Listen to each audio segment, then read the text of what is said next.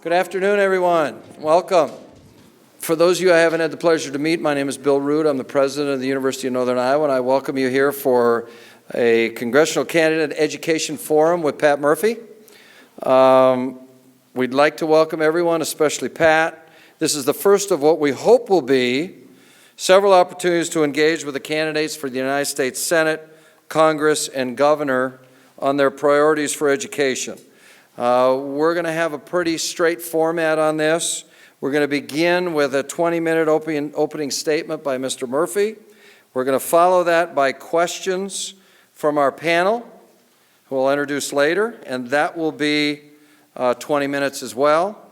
Then you will have an opportunity to ask questions, and we'll do 15 minutes of questions from the audience, followed by 5 minutes for Mr. Murphy to do closing remarks.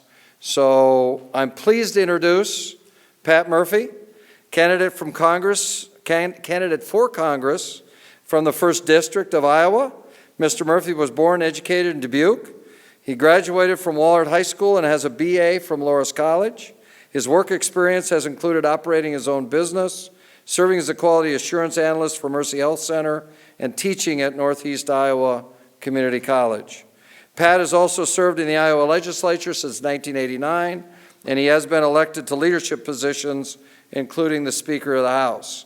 His priorities have included increasing the minimum wage, raising teacher pay, expanding preschool, creating job quality job opportunities, and ensuring equality for all Iowans. Pat and his wife Terry are the very proud parents of 4 children, so please join me in welcoming Pat Murphy.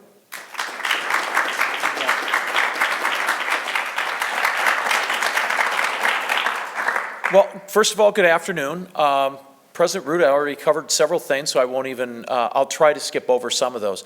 Just so everybody understands, I'm Pat Murphy. I'm a state representative from Dubuque, have been for 25 years.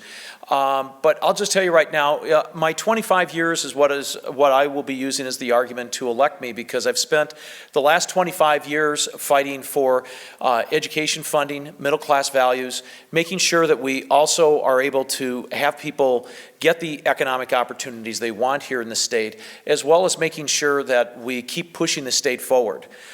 Just to tell you briefly, as President Root mentioned, I was the Speaker of the House for 4 years. Prior to that, I was the Minority Leader for 4 years, and then I was also the ranking, they call them ranking Democrats or ranking Republicans.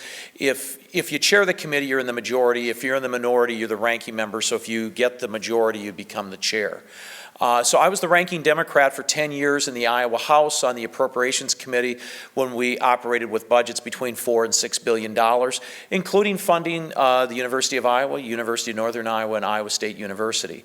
Anyway, just to tell you briefly about when I was Speaker of the House, we felt like we had, at least as far as Democrats were concerned, we felt like we had a very progressive 4 years while we were in office or in control.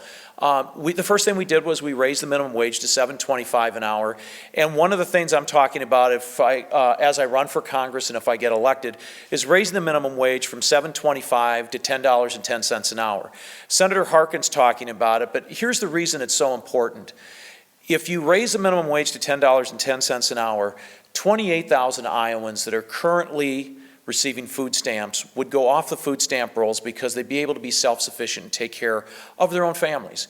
And I think the most important part government should be involved in is not trying to create government reliance, but actually allowing people to be self-sufficient and independent. And so I think that's very important.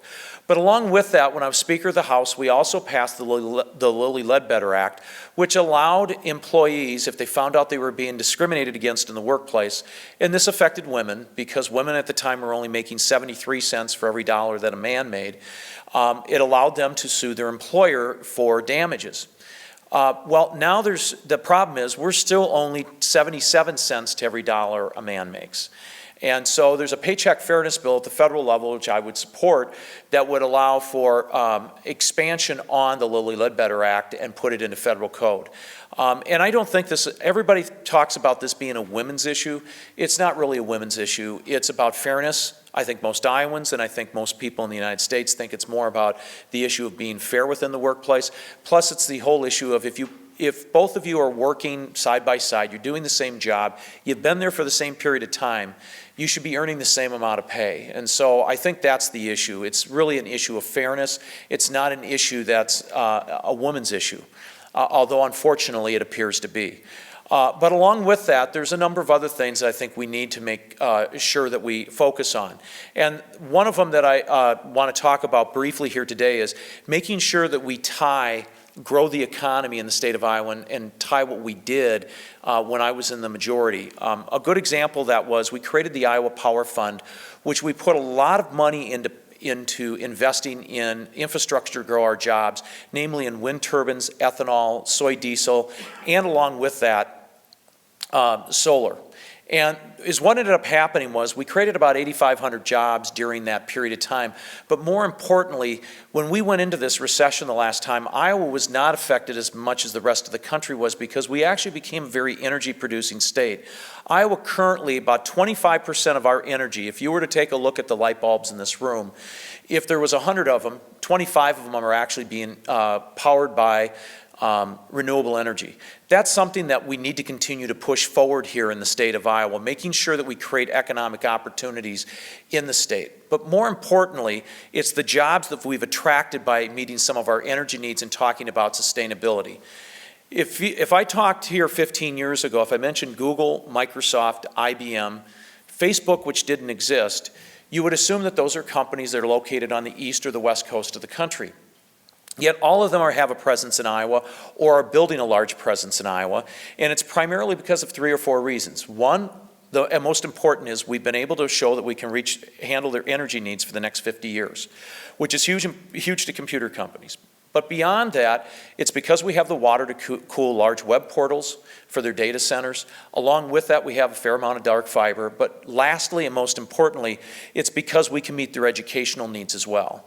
I know when we were recruiting IBM to Dubuque, which created 1,300 jobs in the height of the recession in 2009, they drew basically a 90-mile radius around Dubuque to see what colleges were there. And we had the University of Northern Iowa, the University of Iowa, we had the University of Wisconsin-Madison, but then we had all these community colleges and private colleges in there as well.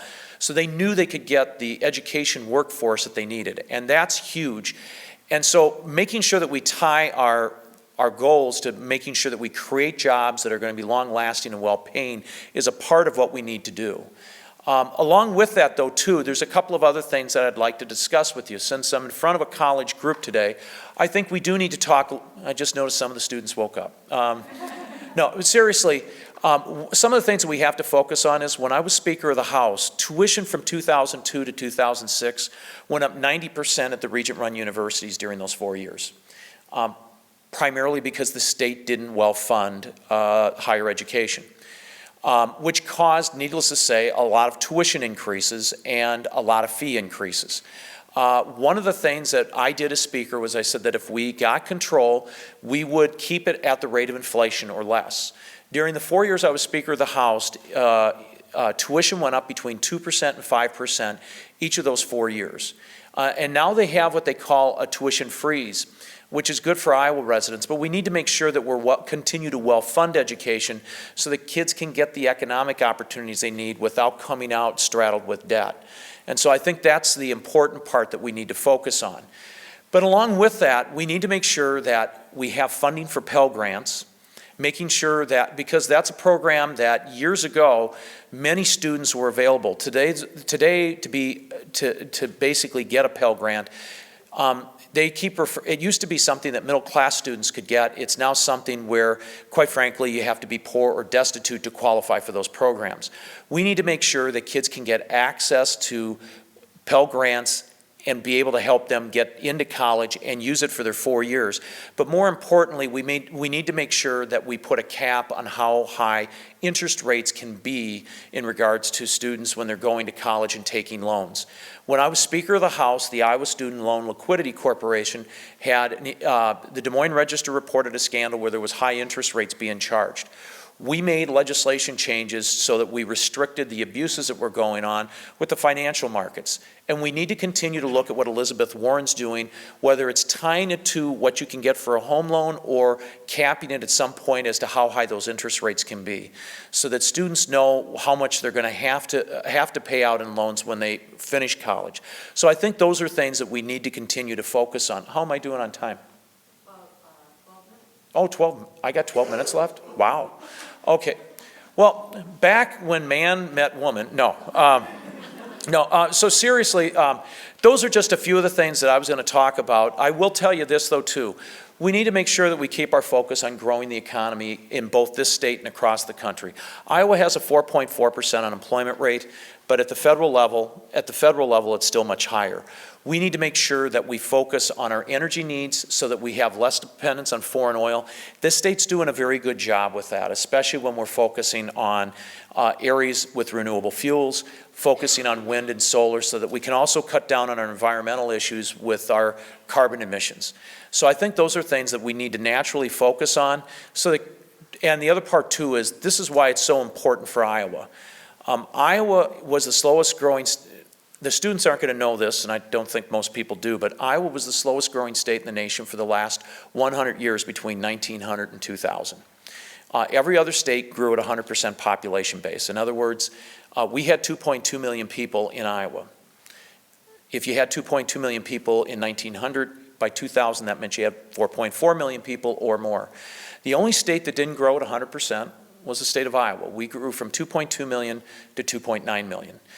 There's a number of reasons for that happening, but most importantly, we haven't created a lot of the economic opportunities that we need to in this state. So it's very important for us to continue to focus on that so we can, one, attract people, secondly, keep people in the state, especially after they get their education, but more importantly, making sure that we grow an economy here where people can stay, raise a family, and have the opportunities they want for their families. So that's really why we need to continue to focus on that. And so those are things that we focused on when I was in the legislature, and we're going to continue that focus. And hopefully I'll have that opportunity to focus on that if I get elected to Congress. With that, I'm going to go ahead and close my remarks, but I will ask one last thing. Thank you for having the forum, and I would appreciate getting your vote if I could on November 4th. And if you want to vote early, you can actually, today is September 17th, and the first chance to vote is 8 days from today, a week from Thursday. You can go to the Blackhawk County Courthouse and vote in person, or you can request an absentee ballot and vote early if you want to. You can't vote often, you can just vote early. Okay. With that, I'll turn it over to President Root. Thanks, Pat.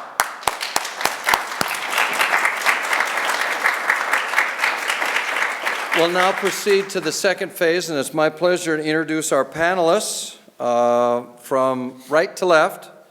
Victoria Hurst, who's Director of Government Relations for the Northern Iowa Student Government. Victoria, welcome. Chris Latimer, I'll go the other way. In the center is Dr. Barry Wilson, Emeritus Professor of Education. Welcome, Barry. And on the left side, on the left end, is Dr. Chris Lerner, Associate Professor of Political Science. Welcome. I believe we're going to start with Tori and work ourselves left to right and back again. So it's all yours, guys. I know you talked about this some in your speech, but student debt's a huge problem in this country. Student loan debt exceeded $1.2 trillion this June, with the average debt per graduating senior exceeding $30,000. If elected, what would you do to address the skyrocketing costs of higher education, if anything? As you mentioned, I addressed it in my remarks. I think the first part you have to do is, one, start fixing the interest rates so they can't be raised. Secondly, I think what Senator Warren's proposing for Massachusetts is a good first step. But more importantly, it's about funding education and making sure that we have Pell Grants available for students and creating more economic incentives for students, whether it's work-study programs. And those are things that I focused on when we were in the legislature. The most important part is, especially for public-run universities like you and I, you really do need to focus, especially especially on state funding, because as state funding goes down, it just means that your tuition goes up, which means you have to take larger loans, or you have parents that have to help you as well. The other part too is, especially if students are going into underserved areas or labor shortage areas, we should probably try to create some incentives to encourage people to go in those areas to help lower their cost of their loans and pay a portion of their loans off. That's something that several businesses have set up, but quite frankly, it'd be better if those dollars went into their pockets. So I think those are examples of how you can focus on lowering the cost of higher ed. And we did a pretty good job during the 4 years we were in control, but the problem is those 4 years where we basically doubled tuition here, if you include the fees, it was probably over 100% where tuition went up. Quite frankly, that's something that is going to take a generation to recover. And so I think one of the things that has to be a focus is it has to be something that continually and annually you continue to look at and focus on. Thank you. The current policies of the Obama administration have emphasized test and punish, what many people have called test and punish, with No Child Left Behind, which is a continuation, and Race to the Top. Great emphasis on standardized tests with punitive sanctions when targets aren't met. This includes ranking schools. There's now a proposal to rank preparing institutions of teachers on the basis of alumni test scores. What's your position on the use of standardized tests, and what would you do to try to encourage policy? Well, I think that's the wrong direction, and I'm opposed to, quite frankly, I'm opposed to the testing. If we're going to do testing, let's test elected officials first, and we'll base their pay on how well they perform on the test. Quite frankly, we could do this with every profession. My wife's a nurse. I know she's a great nurse, but I think the last thing a 30-year nurse wants to do is go back in and take tests that she took 30 years ago. I think more importantly, it's about making sure we have good teachers in the classrooms. First of all, I'll just tell you right now, the biggest problem we're having with education today is my daughter is in her 3rd year of education. She loves it. She's doing a great job. She's a special education teacher. But more importantly, think about this. 50% of the people that go into the teaching profession are out of the profession within 3 years. Quite frankly, we have to start addressing how we get good teachers in the classroom. And the other problem you're having is if they're graduating with a physics degree, a computer science degree, the problem you're having is, or mathematics, those teachers are being sucked up by the private industry and being paid a lot more money. So if we're going to value education, instead of focusing on things that are punitive in nature, or publishing test scores and things like that, or ranking schools, I think we have to focus on making sure we get good teachers in the classroom, having proper mentoring programs. I will tell you right now, the programs that they're using on Race to the Top, I don't think work, and here's the reason why.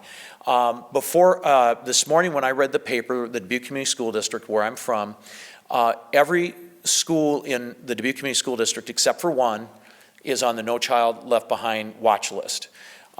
And yet, Dubuque Senior and Dubuque Hempstead both scored higher on their ACT scores than what the statewide average is.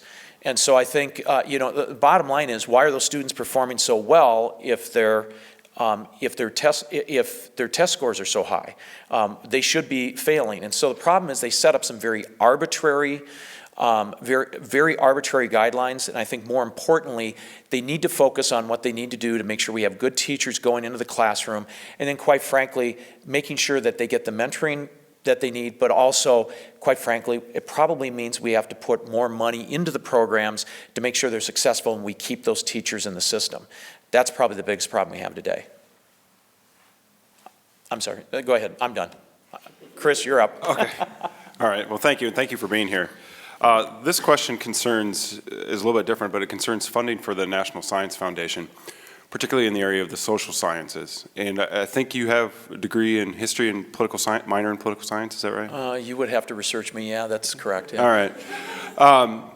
But I think many faculty in the room would agree that funding for the social sciences is extremely important, not only in terms of getting research out there, but also for educating undergraduates, involving them in the research process, and using some of that research in the classroom.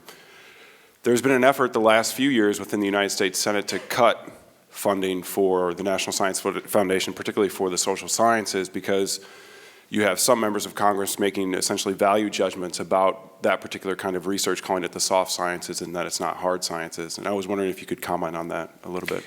Well, this has been a problem I've seen. It's something that it continues to seem to increase with every passing year. In the 1990s, one of the things that was a push was to get rid of guidance counselors in the state of Iowa in high schools. And one of the problems that's argued is that people are pushing their values or judgments.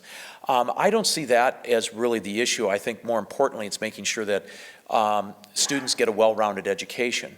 And quite frankly, it's one of those things that one of the things that is going on right now in the Iowa legislature that I'm very aware of is the whole issue with core curriculum that they've been working on for the last 6 years to help create a common core.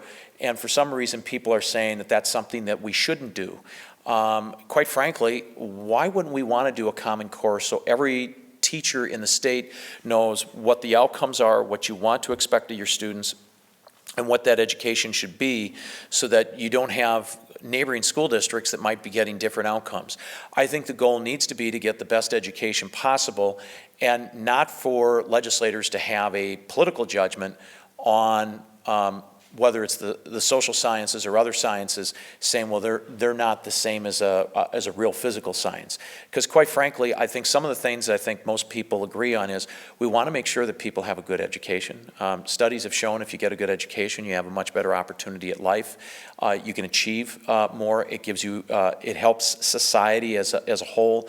Plus, it makes. So I don't know why there's a big push on that, but I would not be in support of cutting the social sciences in regards to funding. A possible solution to reduce higher ed costs is the adoption of additional online classwork. There are also disadvantages of the increased use of online classes. What's your stance on the increased use of online classes? I have supported, there's a thing called the Iowa Communications Network. The Iowa Communications Network allows rural school districts to do long-distance learning. And so I think there's a need for it, but I also think there's a limit to how much of that you can do. I still think there's nothing that beats a good teacher in a classroom instructing students versus them learning long distance. That's become a reality with our technology today, so I'm supportive of that, especially for people that have trouble getting access to the education that they need. But I think there needs to be some restrictions on it, and I think more importantly, it's important to make sure that we have when we do long-distance education, I think it's important that you, one, still have a classroom structure, and secondly, that if you need additional classroom instruction time outside the classroom, which a lot of students do, and I personally have benefited from it, I think, quite frankly, the best thing you can do is make sure that there's offline time with those instructors. But I think it should be something that's limited in scope, because I still think the best thing in a classroom is a teacher that understands the subject and is able to instruct students as to what they need to do.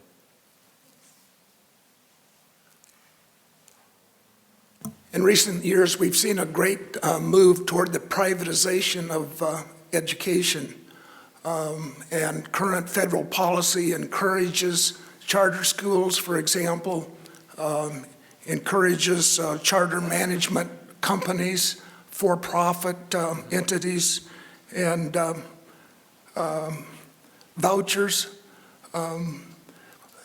And this has really undermined public education in cities like Detroit, New York, Chicago. I'm just wondering what your position is on those issues, and if you don't like it, what would you do to create positive change?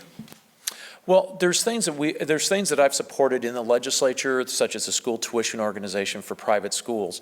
But I still think that public education is still the single greatest equalizer in our society. And I will give you one example. A boy that was born in Pennsylvania was born in an orphanage. Mother and father put the child up for adoption. The child was adopted at a young age. Alcoholic parents. Was abused at times and has discussed that publicly. But that person did well in school, and he said the one time that he always saw positive influence from his parents was when he came home with good grades. And he said he studied hard, he got great grades, and ended up going to law school and ended up being the governor of Iowa and is now currently the Secretary of Ag, and that's Tom Vilsack. So public education is that great equalizer in this country. And so we need to make sure that we have a well-funded public education system. The problem you have today is so many people want to undermine public education and privatize it. But the most important thing about public education is it is answerable to society. People get to see they get to see test scores, they get to see outcomes, just like I talked to you earlier about the ACT scores in my own community in Dubuque. But more importantly, it's about making sure that there's that open air so that people get to decide by going to their school board meetings or going to the Board of Regents or going to a community college meeting to talk to those folks about what they think their education curriculum should be, and they have the ability to push for change. If you do it in a voucher system or if you do it through privatization, the worst part is those decisions can be made without any public comment. And so I think more importantly, it's important to make sure we have a strong public education system so people can, one, influence what form of education they're having, but also secondly, be able to look at the outcomes and see how they can improve it. So I think we need to have a very strong discussion, a very strong support of public education.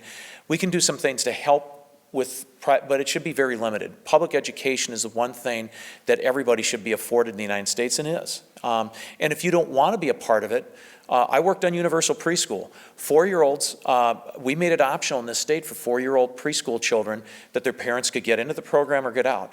You can homeschool your children in the state of Iowa if you choose not to want to go to public education, or you can choose to go to a private school. But quite frankly, one of the problems you have is there's dollars being taken from public education and being used and supplanted for other purposes, and it's important to make sure that we keep the dollars we have for public education.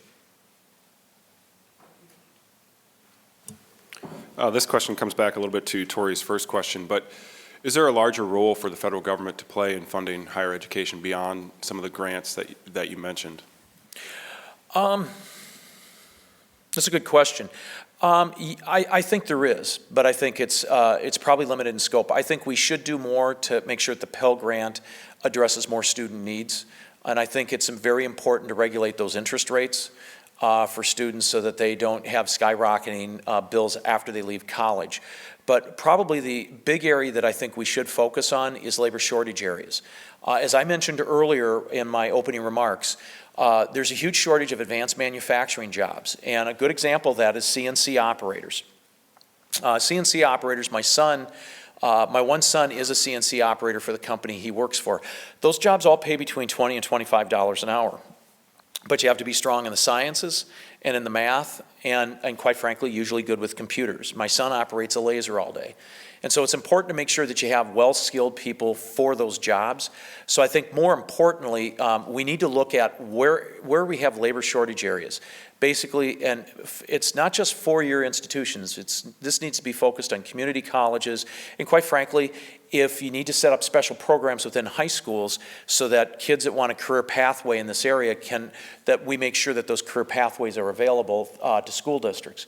So I think there's a number of things that can be done, but it needs to be focused on how it can grow the economy and how they're going to tie to jobs. I know there's always an issue with nurses, with a shortage in nurses. There's a huge problem with medical providers in rural areas. I think those are areas that we need to focus on, so that I think we need to keep Pell Grant expanded so that it's taking in the number of students it used to, but more importantly, making sure we address those labor shortage areas as well. There are some complaints in the area of higher education that K-12 education isn't adequately preparing students to enter the realm of higher education. What do you think the federal government should do to address this problem? Well, I think probably the federal government probably has a role, but some of it starts with, I think the first thing we need to do is, I know President Obama proposed universal preschool for 4-year-olds throughout the country. It was in this year's budget and it wasn't acted on. We've seen a huge focus on how well students are performing in first, second, and third grade because of that extra year of school basically that they're getting when they're 4 years old. I think that's one thing we can focus on, but more importantly, so much of school depends on students' ability to read, that I think the most important thing we can focus on is remedial reading, the Title I, where you focus on remedial reading, remedial math, especially in reading recovery programs in first, second, and third grade. Because if those children can't read by the time they're in third grade, they continue to fall further and further behind. Education's become more of a science in the last 15 years, especially in identifying people that can't decode words or understand the English language in the same way that most of us understand it. I think the most important part in that area is to make sure that we move towards funding those types of programs. And the second piece that I think is the most important part, it ties back to the science, technology, engineering, and math, focusing on that in middle school and in high school so that they're ready for college. Those are probably the two areas I think would be the most, and those are the areas I think the federal government should focus on the most. Secretary of Education Arne Duncan has recently proposed new standards for evaluating special education programs, and he calls for schools to show that students with disabilities should be held to grade level standards, and if schools are not able to demonstrate that, then they should have some kind of punitive sanctions. I just wondered if you had any comments on that. I don't support the punitive sanctions, and here's why. One of my own children was dyslexic in school, performed very poorly in elementary school. In fact, his ITEDs were, I don't mention his name because he or she, because they would get very upset that they hear him publicly talking about it. But I think the big part was, due to the testing that was done with him in elementary school, and he had all the programs, but more importantly, once he was diagnosed with his inability to decode words, I think the big part that they had to focus on was making sure that he got the education programs he needed after that. After he was tested, his ITED or ITBS scores, as they're referred to here in Iowa, for those of you that aren't from Iowa, it's Iowa tests of basic skills, and then it switches to Iowa tests of educational development. Those programs basically start, he was a 9, when the year he took it. He was at 18 the next year after he started getting into his special ed classes. The next year he was a 35. By the time he finished high school, he was scoring 67 on his ITEDs. So the problem is some kids learn slower or take longer to figure out how education works. And quite frankly, that child of mine is doing very well and has a very good job today and got college educated as well.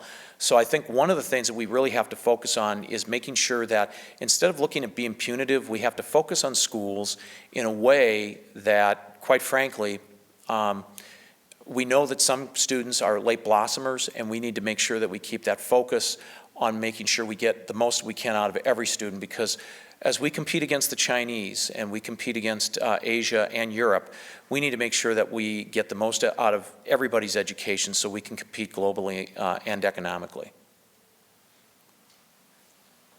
Continue on the topic of special education. That's often an area that's underfunded, particularly the Individuals with Disabilities Education Act. Mm-hmm. Is there a way to shift that or make that more of a priority? That's a great question. Having had a child that used the program in the Federal IDEA Act, one of the problems you have with the Department of Education at the federal government is they don't want too many students being identified with special education needs because of the dollars. And quite frankly, it's not a program that it deals with disabilities, but the problem you're having is it's not an entitlement program like Medicare, Medicaid, or Social Security. So they do put, I think, some pressure on school districts not to identify too many students. And quite frankly, with where we're at in the crossroads we're at in this country, we need to make sure that kids can perform at the best of their abilities. So, quite frankly, we need to focus on funding, but the other part too is we need to focus on identifying those children. And as the science advances on how kids perform once they figure out those students learn differently than the majority of students, what we can do to improve their learning skills. So I don't have an answer for how to specifically address that issue, but quite frankly, this is something that we're going to have to continue to address, and we're actually at the front end of it compared to most countries, so I really think it's something that we need to continue our focus on. Phase 3. Wow. Audience chance, okay. We invite any question from the audience with regard to the candidate's pursuit of a congressional seat. So please move to the microphone and state your name before asking the question. And we encourage you to refrain from making statements and sticking to asking questions. So whoever would like to be first, to have at it. No, so my name is Jack Ave, and my question is when we have senators like Senator McConnell from Kentucky, along with other individuals like Mr. Rubio, threatening to shut down the government again, which is most recently referenced on Sunday during the Harkin steak fry. What do you plan to do in Washington to represent Iowans and prevent another government shutdown from the right side? Well, I think the first part is, I think the big part on government shutdowns is, first of all, you really need to focus on what we need to do to move the country forward. There was a debt ceiling debate, and then there's also been government shutdowns. I think more importantly, it's about finding the areas where you can work with the other party. I know there's things that Republicans feel strongly about, and I know there's areas that Democrats feel strongly about. And you know, with divided government, which is what we have now with a Democratic House, or a Republican House, Democratic Senate, and a Democratic President, it's probably more important to find out where that commonality is on moving the country forward. And quite frankly, that's what we need to focus on. In regards to debt ceiling debates and arguments like that, I remember once in the legislature, we did not vote to fund a bond, and it was during the legislative session. The financial markets came in and wanted a signature from all legislative leaders to make sure that we would fund those bonds before the end of session, because it would have meant that we would have defaulted, and we have a AAA bond rating here in Iowa, so we didn't want to lose it. Sometimes it's important for people to understand that the calamity that's created sometimes by these issues can be worse than anything else. And so I think the big part is, I know last year they came very close to not raising the debt ceiling, but they ended up doing it in the end. And the most important part is making sure that we don't come to those types of calamity, and see if we can work things out with folks. We were able to do it at the state level. Sometimes it takes sitting down and explaining to people how severe those ideas are, but they seem to happen about once a generation. It occurred back in 1994. And then last year it occurred, so it was in 2013. So I mean, it seems like these things occur. The last time it occurred before that, I think, was in the late 70s or early 80s. It seems as if it's something that doesn't occur on a regular basis, but then it gets everybody's alarm up. And so I think that's the most important part, is to see what we can do to avoid those types of situations. Thank you. Thank you. Other questions? Yes, sir. There's one right behind you. My name's Ian Freemeyer. I'm a senior here.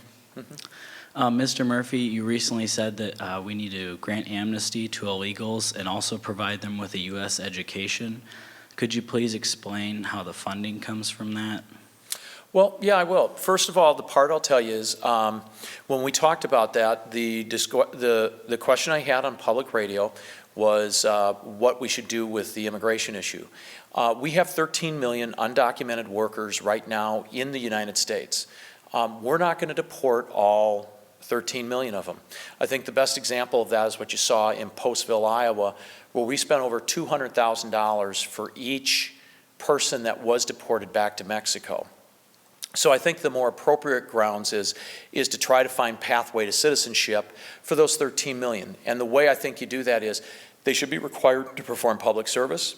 I think they should be required to perform some of them military service, but we need to find a way to create a pathway for citizenship. And the part that people need to understand is that if you take, the big issue here is not with people that are coming from Europe or Asia. People that would need work visas or whatever can get them relatively quickly.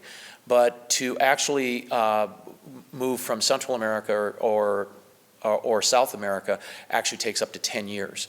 And so one of the problems you have, and the other problem that you're having is there are a large number of children that are coming up due to the fact that there's human trafficking and the drug trade in Central America. So I think the most important thing, since the world is watching, is one, make sure that we deal with these children appropriately. And I think the way we deal with that is, if they are true refugees that are coming to the United States, we need to make sure that we find, one, appropriate living quarters for them, not like you were seeing on TV. Secondly, making sure that they get proper adult supervision or adoptions, or along with that, the ability to educate those children. So I think that's what we need to focus on, because this becomes a huge, huge issue that, quite frankly, the rest of the world is watching. And when you hear that human trafficking is such a huge problem in South America and in Central America, I think it's something that we need to, and quite frankly, the other piece of that I didn't discuss is we need to start sitting down with these countries and start talking to them about what they can do to solve their own problems versus it becoming a border issue. But the last thing I wanted to mention too is we want to make sure we secure our borders. And that's going to be done on a number of levels. It's not just going to be done with a fence. It's going to mean extra troops, but along with that, also working with countries so that they watch their borders as well. Additional questions? Yes, ma'am. Hi, I'm Christine Carpenter, and I'm a breast cancer advocate. I'm a member of the Beyond Pink team, which is the group that, the only comprehensive breast cancer group in the Cedar Valley. And I'm also, the Beyond Pink team is a member organization of the National Breast Cancer Coalition. And the National Breast Cancer Coalition has set a deadline to know how to end breast cancer by 2020. And that's, we're looking at primary prevention, think of vaccine, so people don't get it in the first place, and also prevention of metastasis or the spread, which is what kills 90% of the people who have breast cancer. All of Iowa's congressional delegation endorses Breast Cancer Deadline 2020 and supports the priorities, the legislative priorities of the National Breast Cancer Coalition. That includes Senator Harkin, Senator Grassley, Representative Braley, Representative Loebsack, Latham, and King. So it is a bipartisan issue. Also, President Bill Root is an endorser of Breast Cancer Deadline 2020. So my question to you is, we are trying to ask all the candidates to endorse Breast Cancer Deadline 2020. And all you're doing when you endorse it is you're saying, yes, I think this is an important thing to do to try to determine how to end breast cancer by 2020, and you're willing to learn more about it and to educate others about Breast Cancer Deadline 2020. There's no financial commitment. There's no, you don't have to endorse anything else the National Breast Cancer Coalition does, and the National Breast Cancer Coalition won't endorse you. But would you be willing to endorse Breast Cancer Deadline 2020? Yes. Yay. Thank you. Well, and I'll just add this. The easiest question of the day. I had a sister that died of cancer in 2001, so it's something that's sort of near and dear to my heart. But I think the other part too is it's important to make sure that the public policies match it too. We raised the cigarette tax $1. It was interesting to see how the number of smokers in the next 2 years went from 23% down to 14%, and then it's sort of funny, the numbers are starting to go back up again. And so I think the big part is making sure that those things that can help prevent cancer are also a part of that equation. But I fully support your goal by 2020. Additional questions? Don't be shy. Any questions? Good one. I have a question. Both of my parents are... Your name first. Oh, sorry. I'm Katie Evans. Both of my parents are public school teachers, and you spoke about teachers leaving the profession often after just a few years. And I think that, especially lately, and even in my own public high school, we've seen budget cuts affecting the amount of teachers being able to teach different subjects and things like that. So, and my mom actually teaches in Wisconsin, where recently the collective bargaining rights were taken away. Which leads to even more lack of stability in jobs. And I was just wondering how you were going to represent that at the federal level. You mean in regards to education, collective bargaining, or? I guess specifically in regards to collective bargaining and unions. I'll just tell you right now, I have a very strong history of supporting. My dad was a 38-year union officer. He's not going to turn over in his grave for anything I'm going to vote on. That's the simple part. More importantly, though, I think if you want a strong middle class, you have to have the ability for people to collectively bargain. And there was an attempt in the legislature. In fact, I voted for open scope bargaining for public employees back in 2008. Unfortunately, Governor Culver vetoed the bill. And then there was an attempt to do what they called free market, where you could negotiate your own contracts with with the state of Iowa or with your institution that's a public institution. And I fought those provisions because, quite frankly, the ability for people to collectively bargain helps increase their ability to get better wages, better benefits. And so I very openly support that, and I don't have any problem supporting it. And quite frankly, at the federal level, we need to do more to strengthen people's ability to collectively bargain. I've supported card checkoff, binding arbitration, so that that's the other problem. There's a lot of gridlock when workers want to negotiate for things. I think we should go to binding arbitration and have card checkoff. So I don't have any problem talking about those things openly or publicly. Additional questions? Panel have anything else? Chris, Barry, Tori? Sure. Try this one, I guess. For-profit institutions, which do mostly online work, tend to advertise the Pell Grant as a better way to market their institution to people who are lower income, so that they are kind of, I guess, pushed into going with this option. Seems to be more cost effective, but these institutions also don't have as good of retention rates and graduation rates as most universities, and the people who do graduate have a difficult time using their degree to find a job. Do you think that there should be like some sort of standards at the federal level for an institution to utilize Pell Grants? I think there should be some standards. I don't know what those should be, but I think one of the things that needs to be done is, quite frankly, if you don't have a high graduation rate, quite frankly, if you and I didn't have a good graduation rate, it would probably affect their ability to stay in business. And so I think one of the things that needs to be done is to make sure that there's some form of oversight. And quite frankly, with Pell Grants, maybe that should be a part of that, as well as if people qualify for the Pell Grant in the institutions they're going to, how many of them are graduating after 4 years or 6 years? Or if they're a part-time student, how many of them are graduating after 8 years? I think those are things that we should probably take a look at because, quite frankly, you want to make sure that the dollars you're investing in education get a good return. And so I think that's the important part in regards to that. Chris, Barry? Chris? I was going to say, if I see Chris Larimer without another question, I'll be shocked. Yeah. Thanks. I wonder if you could talk a little bit about the Race to the Top funds. And Race to the top? Mm-hmm. Yeah, and just that Iowa has not been, competitive. Is that a problem with Iowa? Is that a problem with the application process? Does something need to be changed? Several schools sometimes don't have the resources as far as a grant writing staff and that sort of thing to assist with that process. Mm-hmm. Well, in 2010, when I was Speaker of the House, we had to expedite a bill in the first week of session in order for us to qualify for that, and we had to actually change the Iowa code. One of them was, to go back to an earlier question, was about charter schools. Iowa had, I think in the code at the time, there couldn't be, and you can correct me if I'm wrong, I think it was 20, and the Department of Ed said you had to lift any caps on charter schools, and that was one of the provisions, which was very difficult for a lot of Democrats to vote for because we didn't even have 20 charter schools, and the concern was, are we going to have charter schools pop up all over the state now because of that?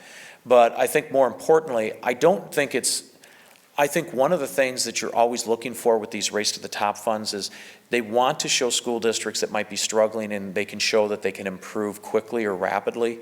And this is just a thought on my part. I don't have any proof to this. But the other problem you have is because Iowa performs so well in public education, Quite frankly, we're number one in ACTs. If we're not one or two, we're in the top three, I think, for SATs. The big part, the only knock has been that kids aren't performing as well in 4th and 8th grade math and science. But generally, our students are performing well in Iowa over the broad spectrum of how they do from 4 years of age until they finish high school. And because of that, I think it's much harder to identify schools that could qualify. But the other part too, and this is the other part that is interesting with Iowa, when school districts have a problem in this state, they try to fix it. I'll use the best example. When I was first in the legislature, Prescott School, which is an elementary school in downtown Dubuque, 98% of the kids got free and reduced lunches, 98%. So they did not have a gymnasium that was big enough to hold an entire school assembly. And so one of the things they did was they looked at redistricting to move students that were in that school district to some of the other neighboring schools where they had much higher scores. Along with that, after we passed the 1-cent sales tax, they got a brand new school, brand new computer labs. Plus, there was a huge interest in teachers going to that school because it became sort of a state-of-the-art school. So school districts in this state tend to, at least their school boards, tend to react very quickly, whereas in a lot of other states, they might be much slower to react. And so that might be part of the problem as well. But I don't have a sure answer for why things have, and if you look at Prescott today, they're improving. I mean, it's been a drastic improvement. So I think there's a number of things we have to take a look at, but I don't know why Iowa doesn't qualify, but it might be because they're looking to see something that's almost magical that causes student scores to rise and performance to go, off the charts. The feds made it a competition, and fortunately, Iowa did not win. Because in my judgment, race to the top is a poison pill. It forces you into doing things that, for example, evaluating teachers strictly on the basis of test scores in reading and math, even though you might not even be a teacher. And if you want to hear the horror stories for the winners, the states that won grants from Race to the Top, check with someone from New York State or Tennessee. Well, and I think the bigger issue is when you look at both this administration and the previous one, you had No Child Left Behind, and then you had Race to the Top. And one of the problems is if you don't put the fund, and at the time they did No Child Left Behind, there was going to be dollars put in that program. But then because of the tax cuts, the war that occurred with 9/11, and then with a recession, the dollars were never there. So it was very punitive to public education because there was no dollars, but we made sure that we kept all the other pieces in there. So when schools, and here's a good example, if enough kids don't take the statewide standardized test, you can be put on the watch list based on that alone. And I thought it was absolutely bizarre when my daughter, that's now a teacher, said, yeah, when we go for Iowa Test of Basic Skills, Dad, we can't go to the bathroom unless somebody escorts us and brings us back because they're afraid that students will leave and not finish the test. And they had to have, I think, 98% take the test. So it's very arbitrary, and I think the big problem is we shouldn't put public education where we have simple tests because it's so complicated and there's so many things that are involved in education. It's not something that there's simple solutions to. If there was, we would have done it a long time ago. I think our time for questions has ended, and we'll now proceed to Pat's closing statement. Pat, it's all yours. Well, first of all, thank you all for coming, and thank you to the University of Northern Iowa for this forum. I appreciate the opportunity. And whether you're voting for me or not, please vote on November 4th, right? Yeah, November 4th. And if you don't think you can vote on November 4th, you can go to the Blackhawk County Courthouse Monday through Friday and vote, I think from 8 to 4:30 Monday through Friday. Or you can vote by mail if you choose to. When you think about what people have done in this country, the generations ahead of us, and the sacrifices people have made for us to have this opportunity, you should take that opportunity to vote. But more importantly, I'll just finish up with a few other things I haven't talked about today. I think it's very important that we protect the social safety net, whether it's Medicare, Medicaid, or quite frankly, Social Security. Those are programs that our previous generations have created and fought for, and we need to make sure that we protect the social safety net, whether it's the Pell Grant for higher education or if it's for seniors on Social Security. And the last thing I'll just mention briefly is the Affordable Care Act. There's been a lot of talk about it. It's been repealed 52 times, so I mean in the last 2 or 3 years. I think more importantly, it's not about repealing it because the president's never going to sign that. I think more importantly, it's about working for solutions to make that program work as well as it can. There's 8.1 million Americans that currently have access to health insurance that didn't have it this time a year ago. I think more importantly, it's about making sure the program works for those that need it. Again, I'm Pat Murphy. I'm running for Congress, and I appreciate your vote. Thanks.